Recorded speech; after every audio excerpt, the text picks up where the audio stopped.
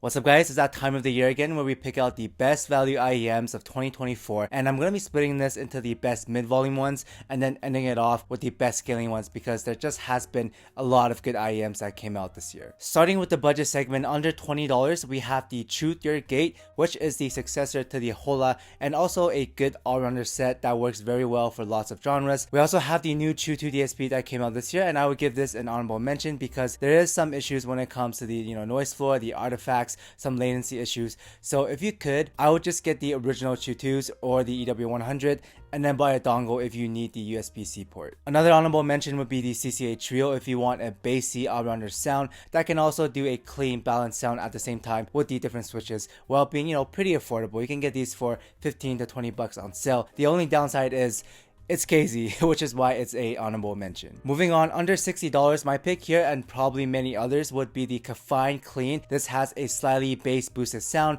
It's pretty balanced overall, pretty technical, and it just works very well for most genres, and you get a good all-rounder package with the build and the accessories. So overall, just a solid IEM. And of course, we can't forget about the original RDT10, which is a value monster that broke the planar market wide open. Very good performance for the price. 50 bucks. It's a bright leaning all-rounder sound signature. It might not be the most natural sounding to some people, but for the price, I think it's a no-brainer, easy rec. And then as for an honorable mention, if you are a bass head and you're willing to EQ, so this is with EQ, I would recommend the Lecture Aoshida E20, which is basically a deuce for $50 after some EQ. Next, under $100, we have the undisputed king in my opinion, the SIMGOT EW300 DSP version. Now, I chose the DSP version because it has a different tuning than the original stock, and if you have a spare analog cable on the side, you can get in total of 4 different tunings with both the DSP cable and the analog cable. And not only that, but SIMGOT's DSP cables are probably one of the best right now. They don't have the same noise floor issues, the same artifact or latency issues as the Moondrop ones or the other ones. So to put it into perspective, for $20 more, you get a slightly more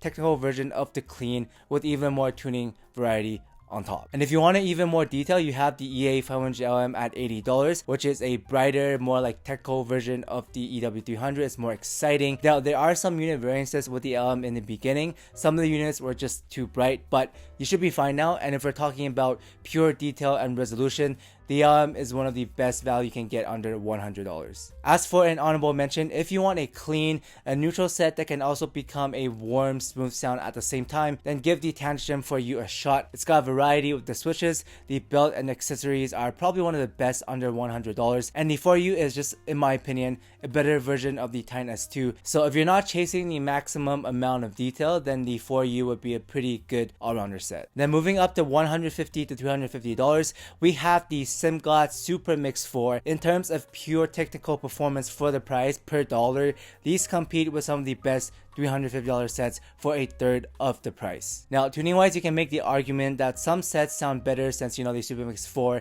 is very similar to Harman 2019. However, if we're talking about purely bang for your buck, the Super Mix 4 are a steal for the price, especially on sale when it gets to around like $120. Now, as for honorable mentions, there are a lot in this price range because there just has been a lot of good IEMs that came out this year. For example, if you wanted something smoother, airier, and cleaner, then the Lecture Condenser 4 is a great option. It's a little bit more expensive than the Super Mix 4 and slightly less details, so like in terms of pure bang for your buck, it's not as good as the Super Mix 4, but when it comes to overall tuning, like tonality, musicality, I think more people will enjoy the Condenser 4 more. I actually enjoy it more than the Pilgrim and Dusk if you're going for like a clean, balanced sound, and usually it hovers around $200 on sale, so still a very decent value. You also have the bassier sets with similar technical performance like the Synco Tres, the T Pros, the High Force, but with just like much better bass texture, more like heavy, low end, it's fuller in the sound, it's less quote unquote analytical and more natural sounding, more engaging overall. Now, I know some of you guys are wondering where is the AFUL 5+2 because it was a pretty hype set, and to that I'll say I think it's decent, but I think it's a little bit overhyped. I mean, it's a fine IEM. I gave it a 7 out of 10. I give it an A, so clearly it's a solid set, but it doesn't really stand out to me in either the tech or the tuning department. It kind of just exists. For example, at mid volume, it doesn't beat the Super Mix 4 in terms of value, and when it comes to just higher scaling, it doesn't scale as well as something like the Full Explorer, the Odysseys, because of the boosted like sizzly treble as well. So it's fine, but I'm not gonna wreck it over the Super Mix 4 when it comes to value. But moving on, under $1,000, we have the IO Volaire, and this is the newer version, not the one that first came out, which sounded like Harman 2019. Basically, it's an all-rounder sound that plays back every genre very well. It has a spacious and airy sound. It's smooth, it's natural sounding in the treble. The ESTs are well implemented, and the technical performance is very good, punches around the monarch level. And then to put the cherry on top, the design, the accessories, and the unboxing experience is one of the best under $1,000 as well. So overall, the Volaire is just a very solid package. As for some honorable mentions, if you want better bass texture and impact, a little bit more reverb and rumble, then the Oracle Mark 3s are pretty good. If you don't mind a little bit more bite in the treble, it's not going to be as smooth and the vocals don't pop out as much as the Volaire, but detail wise it's pretty similar and you get better low end impact as well. However, if you don't want to spend $500, then the Singlot EM10 is right up there with the Volaire in terms of technical performance, and the overall packaging is pretty good as well. Now the trade-off is the EM10 isn't going to be as smooth and natural when it comes to the timbre because it just doesn't have the ESTs. And then if you want a bass head, you have the HBB Punch, which is pretty much the end game if you value bass quantity and quality at the same time, with good balance and tech in other regions as well. Now as for sets past $1,000, I'm not gonna like try to include any because at that point they're just huge diminishing returns and it just doesn't make sense. You're just throwing away money at that point anyways. I mean, if you put a gun to my head, I would maybe say the Symphonium Crimson, but again, you're paying 2 to 3 times more for a 10 to 15% difference at best from the Volaire. And then lastly, for higher volume scaling, there are mainly 3 sets that I recommend. Number 1, if you're on a budget, the RDR2 scales very nicely. It has a clean, balanced, smooth sound signature,